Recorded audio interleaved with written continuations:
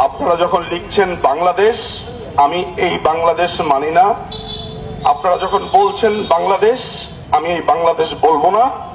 যতদিন পর্যন্ত এই বাংলাদেশ আবার স্বাধীন না হবে, এটি পূর্ব পাকিস্তান, এটি আবার পাকিস্তান হয়ে গেছে। বাংলাদেশের যারা হিন্দু আছে, শুধু হিন্দু বলে শুধুমাত্র তাদের ধর্ম, শুধুমাত্র ধর্মের জন্য তাদের বাড়ি পুড়িয়ে দেওয়া হয়েছে, তাদেরকে খুন করা হয়েছে, তাদের ধর্ষণ করা হয়েছে। সেই পরিস্থিতিগুলোই জানবো তার মুখনিসৃত বাণী থেকে। আসুন নিঝুম মজুমদার।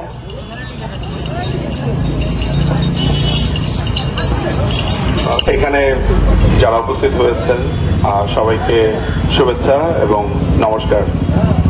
আমি এই রাস্তা দিয়ে যাচ্ছিলাম, রাস্তা দিয়ে যাওয়ার পাশে আমি আমার প্রিয় বাংলাদেশের নামটা শুনতে পেয়েছি। মনে হয়েছে যে এখানে আমার নাম নেওয়া হচ্ছে, আমার দেশের নাম নেওয়া হচ্ছে। আমি শুনতে চাই এখানে কি বলা হচ্ছে। কিছুদিন আগে আমি আন্তর্জাতিক অপরাধ আদালতে একটি অভিযোগ দায়ের করি, আপনারা হয়তো শুনে থাকবেন। সেটি আমাদের সিলেটের যিনি মাননীয় মেয়র রয়েছেন আনোয়ারুজ্জামান চৌধুরী, তিনি এই অভিযোগের একজন বাদী ছিলেন, আমি তার আইনজীবী ছিলাম। আমার নাম নিঝুম মজুমদার। এই বাংলাদেশকে যিনি স্বাধীনতা এনে দিয়েছেন, সেই বঙ্গবন্ধু শেখ মুজিব, তার ভাস্কর্য ভেঙেছে, তার বাড়ি ভেঙেছে, তার ভাস্কর্যের উপরে উঠে তারা যে অশ্রদ্ধা করেছে, আপনারা সবাই তা দেখেছেন। আজকে এই বিদেশ বিভুয়ে আমার ঠিক পাশের দেশে যে মানুষগুলো বাংলায় কথা বলেন, তারা সংখ্যায় আমি সামান্য দেখতে পাচ্ছি, কিন্তু আপনারা যে বাংলাদেশকে নিয়ে আজকে বিচলিত হলেন, আজকে আপনারা বাংলাদেশকে নিয়ে যে মানুষগুলো আজকে বসেছেন, আমি বাংলাদেশের মানুষের পক্ষ থেকে আপনাদের প্রতি ভালোবাসা জানাই।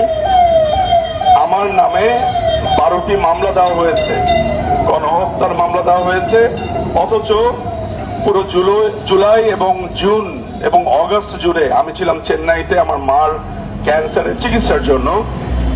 কিন্তু বাংলাদেশের সরকার আমার বিরুদ্ধে হত্যা মামলা দিয়েছে, গণহত্যার মামলা দিয়েছে, অথচ যে রাজাকার আলবদররা এই মামলা দিয়েছে তাদের বিচার আমরা করেছিলাম বাংলাদেশে।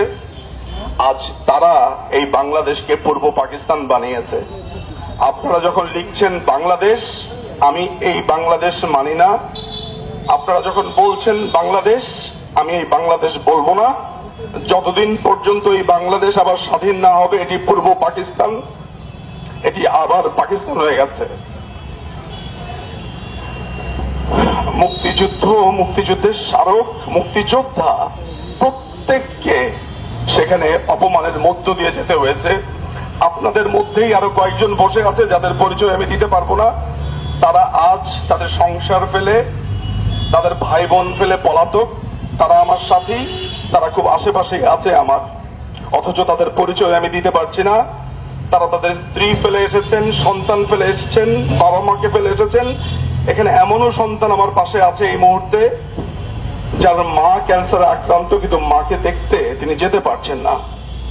বাংলাদেশের যারা হিন্দু আছে, শুধু হিন্দু বলে শুধুমাত্র তাদের ধর্ম, শুধুমাত্র ধর্মের জন্য তাদের বাড়ি পুড়িয়ে দেওয়া হয়েছে, তাদেরকে খুন করা হয়েছে, তাদের ধর্ষণ করা হয়েছে।